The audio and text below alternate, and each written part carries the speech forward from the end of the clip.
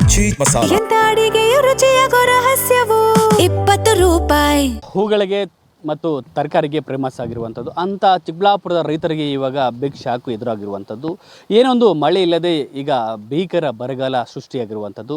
ನಾವೀಗ ಚಿಕ್ಕಬಳ್ಳಾಪುರ ತಾಲೂಕಿನ ಕಡಿತಳ್ಳಿ ಗ್ರಾಮದಲ್ಲಿದ್ದೀವಿ. ಆ ರೈತ ಏನು ಸರಿಸುಮಾರು ಒಂದು ಎಕರೆಗಟ್ಟಲೆ ಸಹ ಒಂದು ಏನು ಚೆಂಡು ಹೂವು ಬೆಳೆ ಹಾಕಿರ್ತಾನೆ. ಆ ಚೆಂಡು ಹೂವು ಬೆಳೆಯಲ್ಲಿ ಏನು ಒಂದು ಮಳೆ ಇಲ್ಲದೆ ಸಹ ಈಗ ಭೀಕರ ಒಂದು ಅವಂತರ ಈಗ ಸೃಷ್ಟಿಯಾಗಿರುವಂಥದ್ದು. ಯಾಕೆಂದರೆ ಏನು ಒಂದು ಗಿಡದಲ್ಲೇ ಸಹ ಒಂದು ಯಾವ ರೀತಿ ಸಹ ಗಿಡಗಳು ಒಣಗುತ್ತಿದೆ ಮತ್ತು ಯಾವ ರೀತಿ ಬಾಡ್ತಿದೆ ಎಂಬುದು ತಾವು ನೋಡ್ತಿರ್ಬೋದು. ಏಕೆಂದರೆ ಒಬ್ಬ ರೈತ ಸಾಲ ಸೋಲ ಮಾಡಿ ಬೆಳೆಯನ್ನು ಹಾಕಿರ್ತಾನೆ. ಹಾಗಾಗಿ ಏನು ಆ ಬೆಳೆಯಿಂದ ನಾವು ಆ ಬೆಳೆ ಬಂದ ಮೇಲೆ ನಾವು ಯಾವ ಒಂದು ರೀತಿಯಲ್ಲಿ ಸಾಲಕ್ಕೆ ಸಿಲುಕಿರ್ತೀವೋ ಅದನ್ನ ಸಾಲ ಕ್ಲಿಯರ್ ಮಾಡ್ಕೋಬೋದು ಅಂತೇಳಿ ಒಬ್ಬ ರೈತರು ಹಾಕಿರುವಂಥ ತೋಟ ಇದ್ದರು. ಯಾಕೆಂದರೆ ನಾವು ಸರಿಸುಮಾರು ಸಹ ಒಂದು ಎಕರೆ ತೋಟದಲ್ಲಿ ಸಹ ಒಂದು ನೀರಿಲ್ಲದೆ ಸಹ ಯಾವ ಒಂದು ರೀತಿಯಲ್ಲಿ ಸಹ ಆ ಗಿಡಗಳು ಸಹ ಒಣಗಿ ಹೋಗ್ತಿದೆ ಎಂಬುದು ತಾವು ನೋಡ್ಬೋದು. ಹಾಗಾಗಿ ಏನು ಒಂದು ರೈತರಿಗೆ ಒಂದು ಮಳೆ ಇಲ್ಲದೆ ಸಹ ಈಗ ಭೀಕರ ಬರಗಾಲ ಸಹ ಈಗ ರೈತರಿಗೆ ಎದುರಾಗಿರುವಂಥದ್ದು. ಇನ್ನು ಪ್ರಮುಖವಾಗಿ ಸಹ ಒಂದು ಹೂ ಬೆಳೆ ರೈತರಿಗಂತೂ ಸಹ ಯಾವುದೇ ಒಂದು ರೀತಿಯ ಮಳೆಗಾಲ ಇಲ್ಲದೆ ಸಹ ಸುಮಾರು 1 ಎಕರೆಗಟ್ಟಲೆ ಸಹ ಗಿಡಗಳು ಸಹ ಒಣಗಿ ಹೋಗಿರುವಂತಹ ಒಂದು ನಿದರ್ಶನ ತಾವು ನೋಡ್ಬೋದು. ಯಾಕೆಂದರೆ ಒಂದು ಕಣಿತಹಳ್ಳಿಯ ಒಬ್ಬ ರೈತನ ತೋಟದಲ್ಲಿ ಈ ಒಂದು ವ್ಯವಸ್ಥೆ ಆದರೆ ಇನ್ನು ಚಿಕ್ಕಬಳ್ಳಾಪುರ ಜಿಲ್ಲೆಯಾದ್ಯಂತ ಏನು ಮಳೆ ಇಲ್ಲದೆ ಒಂದು ಭೀಕರ ಬರಗಾಲ ಈಗ ಚಿಕ್ಕಬಳ್ಳಾಪುರ ರೈತರಿಗೀಗ ಸೃಷ್ಟಿಯಾಗಿರುವಂತಲೇ ಹೇಳ್ಬೋದು. ಸೊ ತಥಾತ್ವಾಗಿ ನೋಡ್ಬೋದು ಯಾವ ಒಂದು ರೀತಿಯಲ್ಲಿ ಸಹ ಬೆಳೆ ನಾಶವಾಗ್ತಿದೆ. ಮತ್ತು ಚೆಂಡು ಹೂವು ಗಿಡಗಳು ಸಹ ನೋಡಿ ಎಷ್ಟೊಂದು ಚೆನ್ನಾಗಿತ್ತು. ಬಟ್ ರೈತರಿಗೆ ರೇಟ್ ಏನಾದರೂ ಲಭಿಸಿದರೆ ಅವರಿಗೆ ಬಹಳಷ್ಟೊಂದು ಸಮಸ್ಯೆಗಳು ಸಹ ಇದು ಕ್ಲಿಯರ್ ಆಗ್ತಿತ್ತು.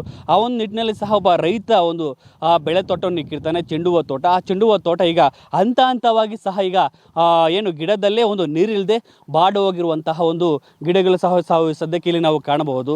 ಹಾಗಾಗಿ ಸಹ ರೈತರಿಗೆ ಎಲ್ಲೋ ಒಂದು ಕಡೆ ಮಳೆ ಇಲ್ಲದೆ ಈಗ ಭೀಕರ ಬರಗಾಲ ಸೃಷ್ಟಿ ಆಗಿರುವಂಥದ್ದು ಅಂತಲೇ ಹೇಳ್ಬೋದು.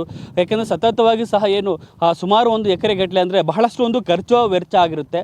ಆ ಒಂದು ನಿಟ್ಟಿನಲ್ಲಿ ಸಹ ಈ ಒಂದು ಹೂಗಳು ಮಾರ್ಕೆಟ್ ಹಾಕಿದಾಗ ಈ ಮಾರ್ಕೆಟಿಂದ ಬರುವಂತಹ ನಮಗೆ ಸಾಲ ತೀರಿಸ್ಕೋಬೋದು ಅಂತೇಳಿ ರೈತ ಅಂದ್ಕೊಂಡಿರ್ತಾನೆ. ಆದರೆ ಈ ಒಂದು ಭೀಕರ ಬರಗಾಲದಿಂದ ರೈತರಿಗೆ ಬಹಳಷ್ಟು ಶಾಕ್ ಎದುರಾಗಿರುವಂತಲೇ ಹೇಳ್ಬೋದು.